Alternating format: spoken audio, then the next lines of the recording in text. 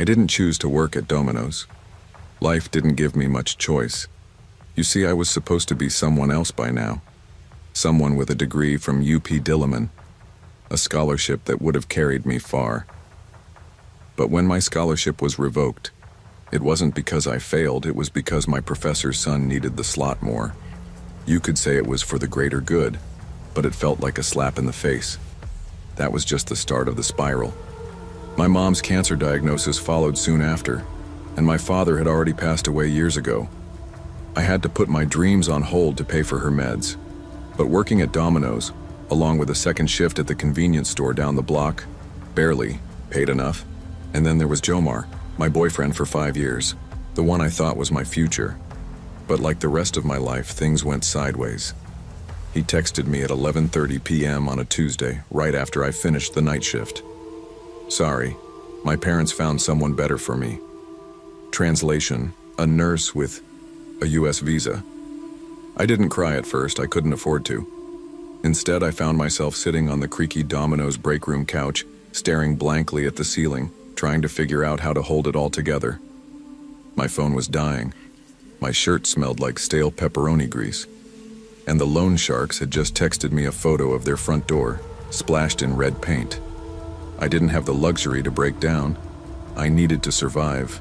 And this was the only way. I knew how. It was just past 2 a.m. when I made my usual order. The same as every other night. One personal pan pizza, half Hawaiian, half cheese. Jamar's favorite. I didn't think about it when I ordered it. It was just automatic. I needed that familiarity. The comfort of something that reminded me of better days even though they were long gone. I walked up to the counter, my eyes heavy, my body exhausted. I wasn't going to complain. I couldn't. I wasn't the type to complain anymore. I said, hoping I sounded normal. He nodded without asking questions, like he always did.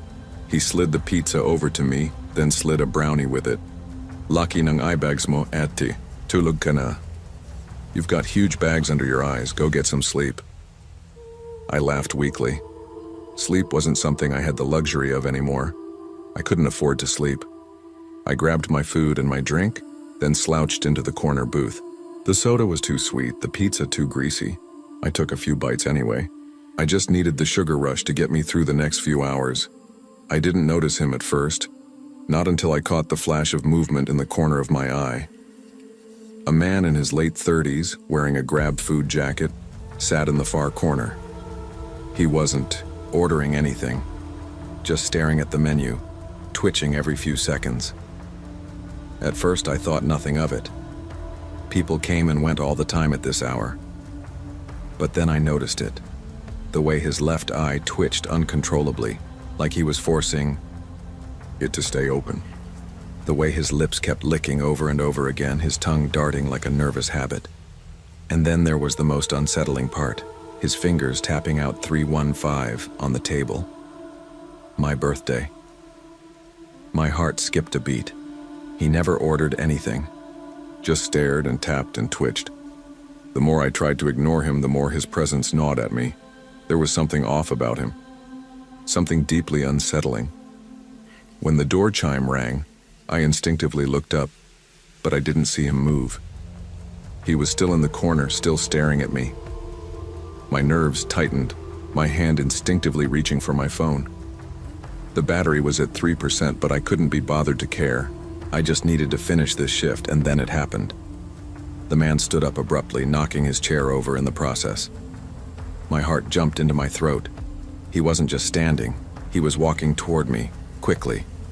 I tried to stand, but before I could react, he was already next to me, close enough that I could smell the staleness of his sweat. You're beautiful, just like my sister, before she killed herself. He slurred, his breath hot against my ear. I froze. The pizza pan was still in my hands, my mind was racing. I didn't know what to do, and then he pulled it out. A box cutter tucked into his waistband. It gleamed in the harsh fluorescent light, and I couldn't breathe. I couldn't move. The man smiled, his eyes wide with something I couldn't quite name. I didn't have time to think. I didn't have time to do anything. Then, Kuya Dan, the cook, was there. He hurled a scalding pizza pan at the man's face, causing him to stumble back in shock. "Run!" Kuya Dan shouted at me, shoving me toward the broken fire exit. I ran, but I could hear the man stumbling after me. My heart pounded in my chest as I darted into the alleyway, my breath ragged and sharp. But it wasn't enough. I turned just in time to see Kuya Dan's arm being slashed across, the bright red blood spreading in a sickening arc. I didn't look back as I ran. I don't remember much after that, just the sound of my ragged breath, the sight of my trembling hands as I knocked. On the nearest door for help, someone called an ambulance. Someone called the cops. The hospital visit cost me $3,500. The police barely cared. The officer yawned as he took my report, asking me stupid questions about why I was out so late. I wanted to scream. I wanted to tell him how I was just trying to survive, how I had no choice but to work these shifts, how I wasn't asking for any of this. But I didn't. At work the next day, my manager didn't even ask if I was okay. He just took one look at me and deducted $500 from my salary for the lost pizza pan. I couldn't even protest. What good would it do? It wouldn't change anything. Later that night, I checked my Facebook, and there it was. Jomar's new girlfriend had commented on one of my posts. "Grabe ka naman, for attention lang yan. You're just doing this for attention." I couldn't hold back the tears anymore. I just wanted to scream, but all I could do was sit there shaking. The next night, I returned to work. I had no choice. The loan shark still texted. My mom's chemo meds were running out, but now every time the door chimed, my hands shook. Every time a customer entered, I was on edge, watching them, wondering if they were the one, if they would be the next threat, if it would be my last night. And then a sick realization. The man had been standing outside the Domino's for 3 hours before he came in, watching me, waiting. It wasn't over. It never would be. I still work nights. I still wear the same shirt that smells like pepperoni grease. But I keep a sharpened pizza cutter in my bag now. And I sleep with the lights on. Just in case, because minimum wage doesn't just pay in pesos. It pays in the tension you feel when you're alone at night, when no one cares about you except for how much you can deliver. And that's the truth. No one cares if you live or die. In a world where survival comes at a price, sometimes it's not the money that hurts the most. It's the fear, the constant tension, and the knowledge that no one will mourn the delivery girl who fades into the background. We work, we bleed, we survive, and no one notices, but we keep going because we have no other choice.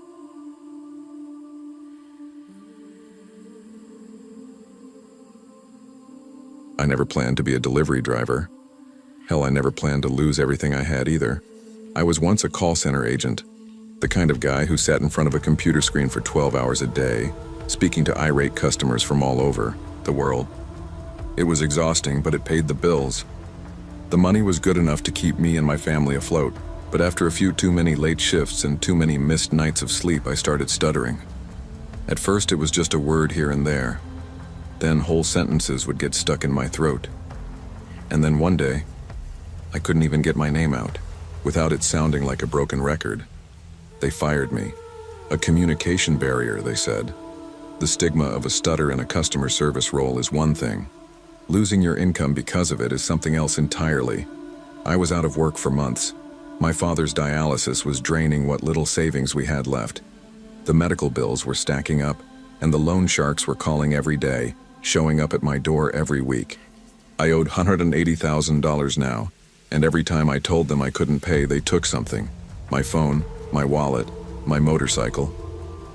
Eventually, I ended up here, working the graveyard shift at Domino's, making deliveries when the world is asleep. The break room became my home. It wasn't much. Just a couch I pulled out of storage and the hum of the fridge to keep me company. I could hear my sister crying herself to sleep from the other room, her college tuition due tomorrow and no way to pay for it. I didn't even have enough to buy the textbooks. It was the same story every day, trying to catch up but always falling behind. Tonight was supposed to be different. But when I checked my phone, my manager had sent me a text. Last warning, next complaint, salary deduction. I didn't have a choice. No one else would work the 10 p.m. 6 a.m. shift. So I pulled on my uniform, tightened my helmet, and got ready to make another delivery. I just hoped this night wouldn't be the one that broke me. It was 2:53 a.m. when the order came in. 3 large meat lovers pizzas, 20 garlic dips, expired by 6 months, but nobody ever said anything. The delivery note was odd. I am the resurrection. Knock 3 times. At first, I thought it was a prank. People had been getting creative with their notes lately, but this one felt different. Something about it made the hairs on the back of my neck stand up.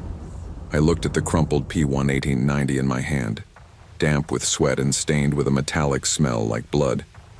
Who orders meat like that at 3 a.m.? It didn't matter. Money was money. I slid the pizzas into the thermal bag, tied the dips in a plastic sack, and hopped onto my scooter. I'd been to some bad places before, places that reeked of desperation. But when the GPS led me toward Sitio Diablo, I hesitated. Sitio Diablo wasn't just another neighborhood. People said no one came back from there, or if they did, they never talked about what they saw. Still, I had no choice. The streets were empty, the night silent except for the sound of my scooter's engine coughing into the thick air. I passed the canal, the smell of it mixing with the staleness of the garlic crust. I couldn't see much through the thick fog, but the red glow of a solitary bulb from a boarded-up Sari store caught my eye. I killed the engine, and there he was, standing perfectly still in the doorway. A man in a filthy white robe.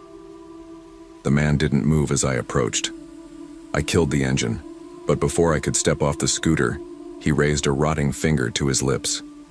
"You will bear witness," he said, his voice like the scrape of dry leaves on concrete. My heart started racing, but I didn't have the luxury to back out. I handed him the pizzas, but before I could turn to leave, he grabbed my wrist. The skin on his hand was like leather, cold and wet. "Don't run," he whispered. "You must be part of this." I stared at him, confused, but he only smiled, a grim, wide smile. Then he opened the box of meat lovers pizzas and smeared the raw meat across his face. Blood mixed with cheese and pepperoni as he grinned at me. His eyes burned with something almost holy. Then he pulled something from under his robe. It was a homemade gun, rusted and crude, with a crude engraving. The lamb's firearm. "Judas comes with hot bread," he shouted, his voice now filled with fury. "The hour is near!" The gun fired.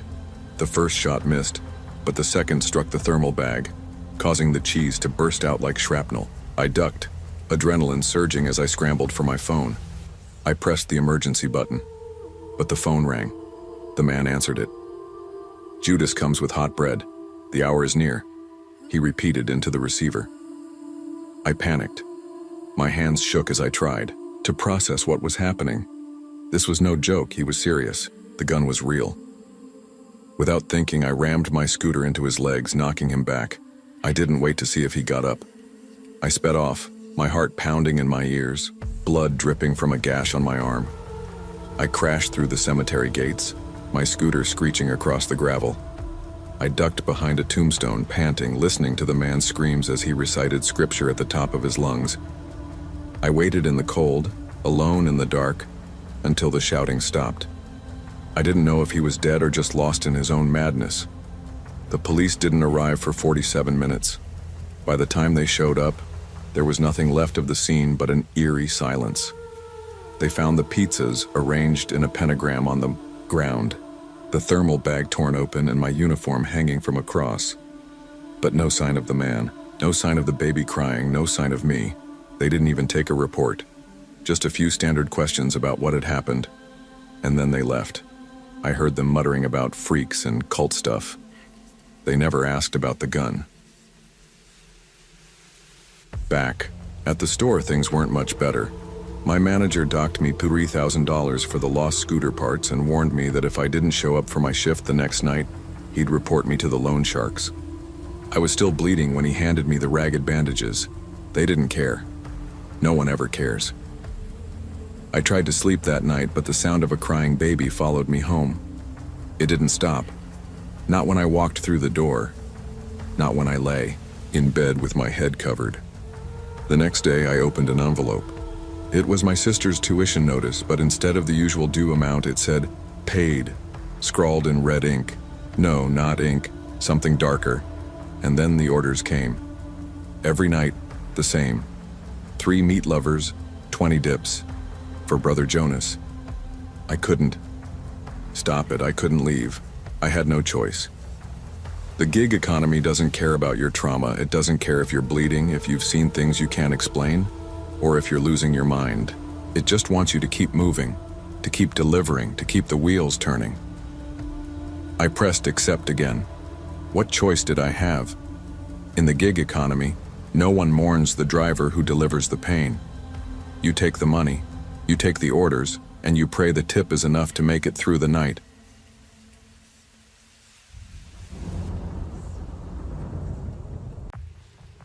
Long before Sitio Maligaya ever showed up on my delivery queue, I already knew what hell looked like.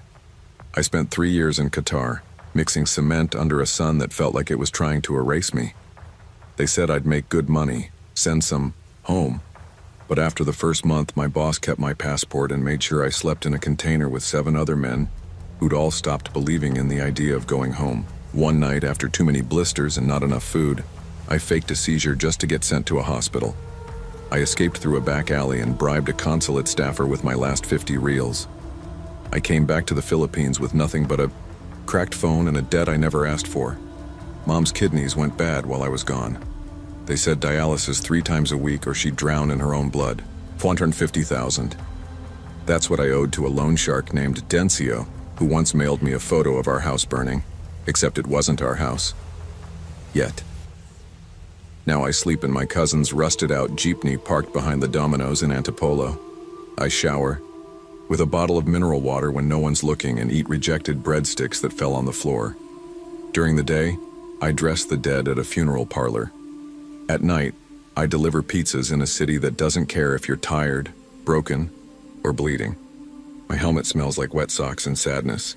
My scooter's brake light flickers like a dying firefly, but it still runs. Barely.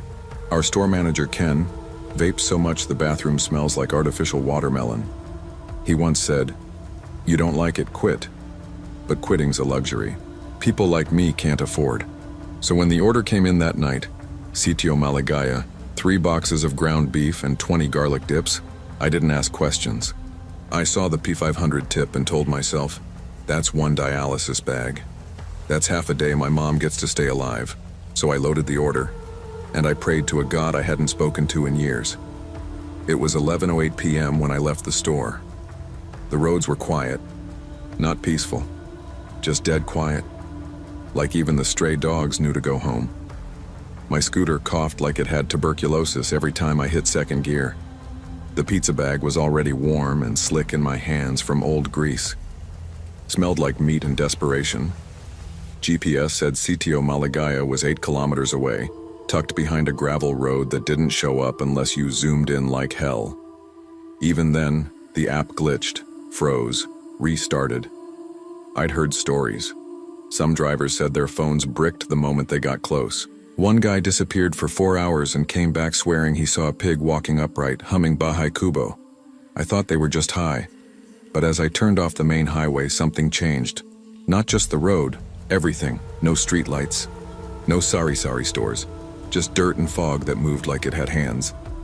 I passed a scarecrow with no eyes and a basketball hoop made of bones. Actual bones. I didn't stop to check. The farmhouse appeared like a virus on the screen. Flickering bulb, chicken wire fence strung with hanging animal skulls, a goat leg nailed to a tree.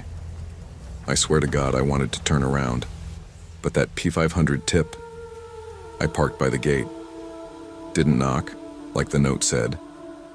I was turning to leave when the gate creaked open by itself. He came out barefoot. Guy in his 60s, maybe older. Face like dried leather, white tank top stained brown at the armpits. His dentures were crooked, blood-colored on the edges. Hands like a butcher. He grabbed the bag and smiled. "Salamat, my daughter loves fresh meat," he said, licking his cracked lips. And behind him in the doorway I saw her, a little girl. 10 maybe. One eye swollen shut, hair matted, thin. She mouthed a single word, too long. Help.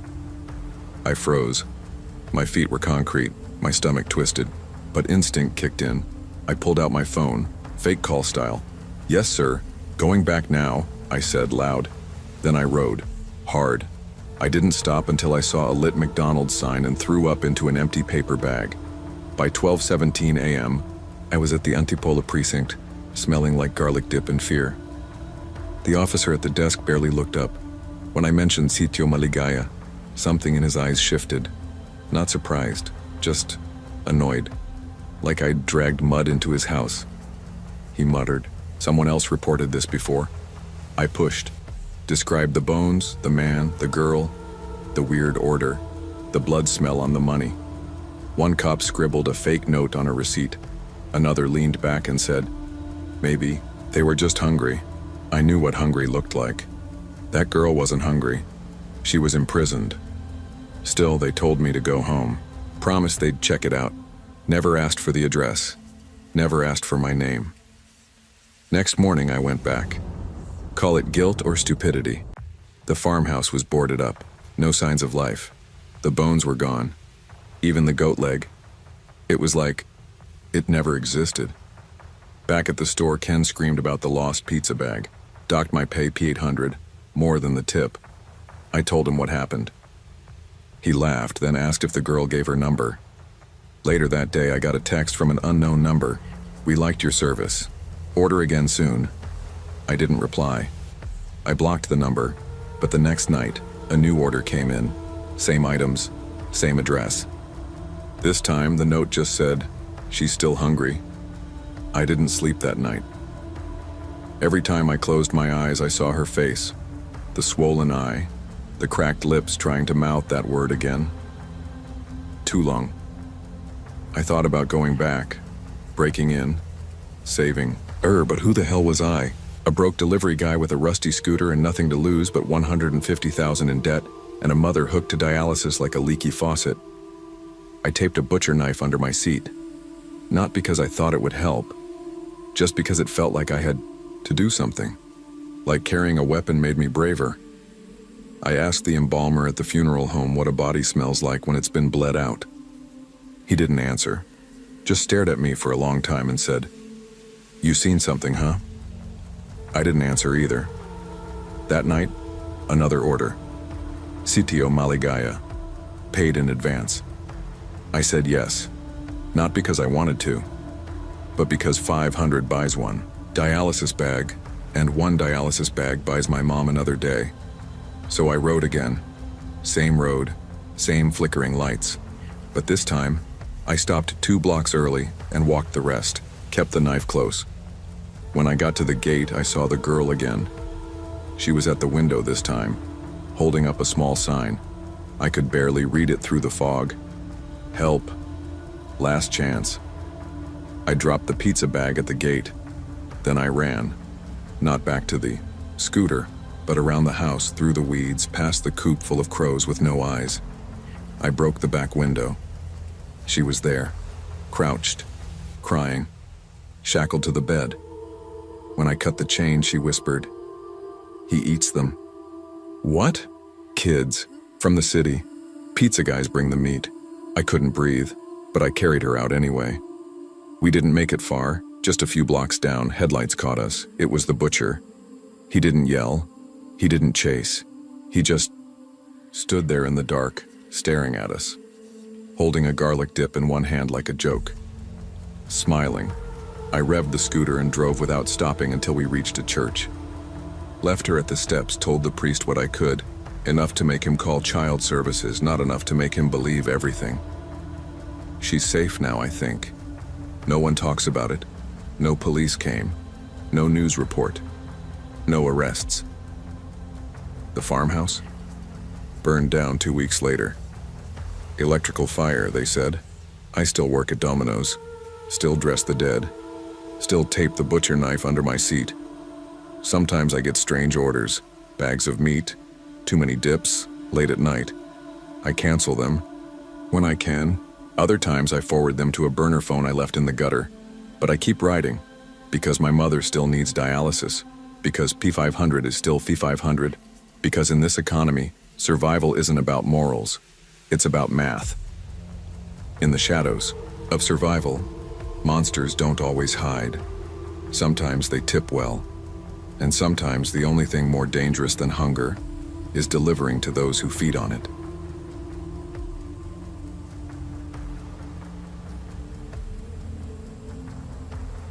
My name is Rico, but people call me Boyette, mostly out of habit. I dropped out of senior high a year ago when my father's tricycle got impounded. He worked long hours as a driver, but the city wasn't built for people like us. His tricycle was his lifeline, his way of earning, his only means of survival. When they took it, they took everything. It didn't help that I had a sister who needed constant medical care. I didn't know where else to go, and no one was there to show me the ropes. So I did what any 18-year-old would do when there's no way out. I took whatever job I could find. Domino's was the first one that called back, and that's how I ended up here working 16-hour shifts. Domino's during the day, a funeral parlor at night. Sometimes I deliver pizzas to wakes. Nothing says thank you for your order like handing out garlic bread to people dressed in black. I live in the storage room behind the shop now. My uncle's an alcoholic, and the last time I stayed at his place, he nearly kicked me out for not bringing him enough booze. At least here, I don't have to worry about that. The job doesn't pay much, but it's something. But life has a funny way of stacking problems on top of problems. The scooter I ride is falling apart. The brakes barely work, and sometimes I have to yank the throttle just to keep the engine from stalling. My sister's medicine costs $200, and it's always something else. The manager docked my pay this morning for a lost soda. Like I have time to lose a soda. Tonight feels different, though. Maybe it's because my sister's fever isn't breaking, or maybe it's the way the air outside smells like stagnant water. Either way, I can't shake this feeling that something's about to happen. It's almost midnight when the order comes, and it's number 315, 2 large meat lovers pizzas, 10 garlic dips, expired of course, and a delivery note that reads, "Leave at the blue gate. Don't knock." No big deal. The deliveries at this hour are almost always strange. People in Barangay Masikap are used to getting deliveries that don't make sense. Late night orders, unmarked bags, strange instructions. I load up the pizzas into the thermal bag and try to steady my shaking hands. The brakes on the scooter are worse tonight. I'm just trying to keep my head down, finish the shift, and get home without getting into any trouble. The address leads me to a boarded-up Sari Sari store near the back of the barangay. The neon cross on the corner flickers in the night, casting an eerie glow on everything. It's so dark here, the kind of darkness that makes you feel like the world is holding its breath. I stop in front of a blue gate. I can smell something rotting behind it, but I don't have time to think about it. The child's laughter I hear in the distance sends a shiver down my spine. It's the kind of laughter that doesn't belong to a child, the kind that echoes too long. I knock on the gate twice, but no one answers. I check the delivery note again. Don't knock. I leave the pizzas there and start to walk back to my scooter. But as soon as I turn around, the gate creaks open. A man steps out. He's wearing a tattered security guard uniform, the kind you see on people who work night shifts for too long. His eyes are bloodshot. His jaw twitches like he's been awake for days, and his fingers are stained with something dark. He reeks of gin and menthol ointment. I try to smile, but it doesn't come out right. I shift the thermal bag in my hands, feeling the sweat on the back of my neck. "Salamat sa pagkain. Kaso kulang ang sauce," he says, his voice slurred.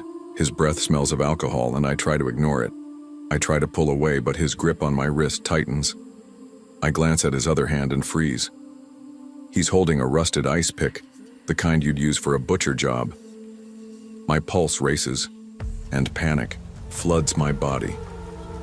Behind him, I notice something moving in the shadows. Small figures darting out of view as quickly as they appear. I squint, trying to make sense of it, and then I see it. The child's slipper near the door, covered in something that looks like dried blood. I feel my throat dry up. Something's wrong. I try to back away, but the man tightens his grip on my wrist. "Please," I mutter, but I don't think he hears me. I've seen enough to know that this is no ordinary delivery. This is bad. Real bad. I don't think. I just react. I slam the thermal bag into the man's face, hoping to buy myself a second to break free. Hot cheese burns his eyes, and I take the opportunity to yank my wrist free.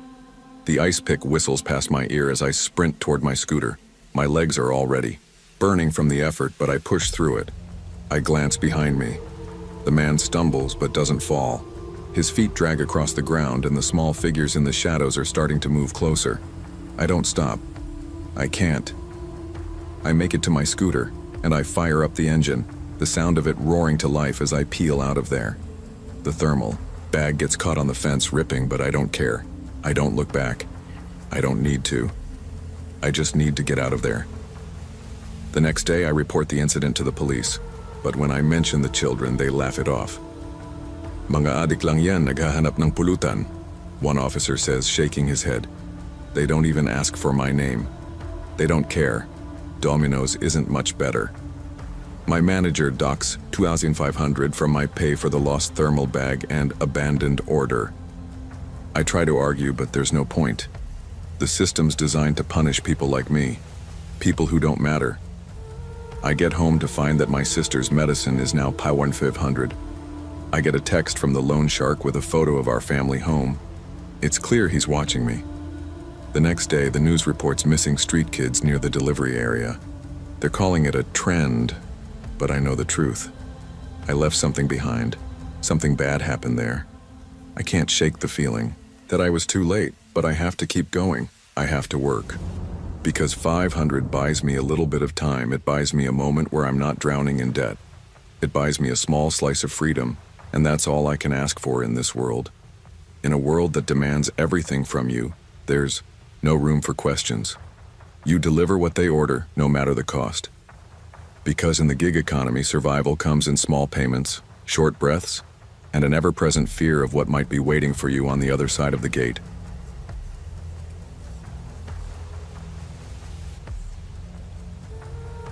I didn't choose this life. I fell into it like the hundreds of others stuck in the dead-end maze of Tondo. My name's Miko Santos. I'm 19. I work nights at Happy Pizza Playland, a family restaurant that hasn't been happy in years. The neon lights flicker like they're about to give out any second. The animatronic band that's supposed to entertain the kids plays off-key tunes, their fur matted with dust, as if they've been forgotten by time. There's a ball pit in the corner, but the plastic balls aren't bright and fun like they used to be. They're gray and grimy now, as dirty as everything else in this place. I started working here after my father had his stroke. We couldn't afford the hospital bills and the insurance wouldn't cover it. So I dropped out of school and took whatever job I could find. Happy Pizza was hiring, barely paying, but hiring. I thought it would be easy, a part-time gig, but now it feels like I've been stuck here forever. My paycheck barely covers my little brother's asthma medication, and even that's a struggle. The manager here is a nightmare. She forces the staff to work double shifts, no choice. If you don't do it, you're out. That's how it is in this part of Manila. You either work until you drop, or you find yourself at the back of the line. No one cares about you. They just care about the money. But tonight feels different. The health inspector is coming tomorrow, and everything is supposed to be spotless. The ball pit has needed cleaning for months, and I know it's going to be a problem. But that's not what's bothering me right now. No, that's just the job. What really bothers me is Tatay Romy. He's the janitor here, an old man with a crooked grin that never seems to leave his face. There's something about him that makes my skin crawl. The way he watches me when I clean. The way he mutters things under his breath that I can never quite catch. He's been here longer than I have, which is both unsettling and sad. I try not to think about it, but sometimes I can't shake the feeling that something is off. It's 10:15 p.m. when the place finally starts to quiet down. The last of the kids have left, dragging their parents out the door with promises of ice cream. I'm left alone to clean. The floor is sticky, like someone spilled syrup all over it. The bathrooms are a disaster, and the ball pit, well, the less said about it, the better. I'm sweeping the last of the crumbs under the tables when I hear a voice behind me. soft like a whisper carried on the breeze. Check the ball pit, anak. May bonus ako para sa'yo. It's Tatay Romy. He's standing in the shadows, watching me with that same grin plastered on his face. I try to ignore him, but his words keep ringing in my head. Bonus ako para sa'yo. I don't know why, but something about that sentence makes my stomach tighten. I finish sweeping, then drag myself over to the ball pit. I'm not sure why. I do it. Maybe it's out of curiosity, maybe it's because I'm so damn tired. But I climb over the plastic edge and drop down into the pit, my feet sinking into the murky, warm plastic balls. Immediately, the smell hits me. It's something sour, something rotten. I push through the balls, my feet sinking further as I go deeper, and then I see it. A dead rat floats in a pool of dark, coagulating liquid. The smell is unbearable. I nearly gag, but I can't look away. And then I notice something else. Dozens of other decaying animals, half submerged beneath the surface. But that's not even the worst part. Tatay Romy's bonus is a collection bucket sitting on the edge of the pit. Inside there are tiny bones, children's bones. I freeze, my heart racing in my chest. This isn't a game. This isn't just a dirty ball pit. Something horrible is happening here, and I've just stumbled into it. Before I can even think, the ball pit feels like it's closing in on me. I try to scramble out, but the balls seem to grip at my legs, pulling me back into the muck. I hear the clatter of footsteps, and I turn to see Tatay Romy standing at the edge of the pit, blocking my escape. He's holding something in his hand, something metallic, a rusted hook. He's smiling at me now, a twisted grin stretched across his face. Ang ganda ng mga bata, ang lambot ng balat. He murmurs, his voice slow and sickly. I try to scream, but no sound comes out. My mind is racing, but my body is frozen, too terrified to move. He steps closer and I can see the desperation in his eyes, the madness. The hook twitches in his hand, ready to strike. I know I have to move. I have to get out. I grab a handful of the rancid balls and throw them at his face. They're heavier than they should be, and when they hit him, I can feel the wet, sticky, liquid splatter across my skin. For a second, he's stunned. He stumbles back, and I see my chance. I don't think. I just react. I push through the ball pit, the balls catching at my legs, and I sprint toward the broken animatronics. Their eyes are flickering, and their voices sputter to life. But I don't stop. I don't even look back. I don't know how. I made it out of there, but I did. My heart is pounding, my breath coming in ragged gasps. I run out the back door and into the dark streets of Tondo, not stopping until I'm far away from that place. The police investigate the next day. They find Tatay Romy's collection of children's hair clips, lost shoes, and broken toys, hidden behind the walls in his tiny janitor's closet. It's enough to send him away for good. But when the restaurant's management hears about it, they don't shut down. They don't even think twice about the horror that happened in that ball pit. Instead, they hose down the area and reopen the next day. Just a little mishap, they say. Business as usual. I quit the next morning. I couldn't stay there any longer. But even now, weeks later, I still have nightmares. I wake up in a cold sweat, feeling like I'm sinking into the pit again, unable to move, unable to escape. I try to move on. I get another job at a different restaurant. I try to forget about the ball pit, about the smell of decay and the madness in Tatay Romy's eyes. But some things follow you. Every time I hear children laugh, I smell that metallic stench. It's always there, lingering in the back of my mind. My little brother keeps asking why we don't go to pizza places anymore, why we can't just be normal. I tell him it's because I don't like the food anymore, but that's not the truth. The new janitor at my job looks eerily familiar. He has the same crooked smile, the same tired eyes. I wonder if it's him, if it's someone just like him. I try not to think about it, but it's hard. And then, last week, I passed by Happy Pizza Playland. I don't know why I looked, but I did. The ball pit was full of laughing kids, their faces bright and happy. But as I watched, I saw something else. A shadow rising from the surface of the pit, something dark and unnatural, floating just beneath the plastic balls. I didn't stop to watch any longer. Some things can't be washed away. no matter how hard you scrub, no matter how much you try to forget. In the end, you can run, but you can never outrun the things you've seen. Some stains run too deep.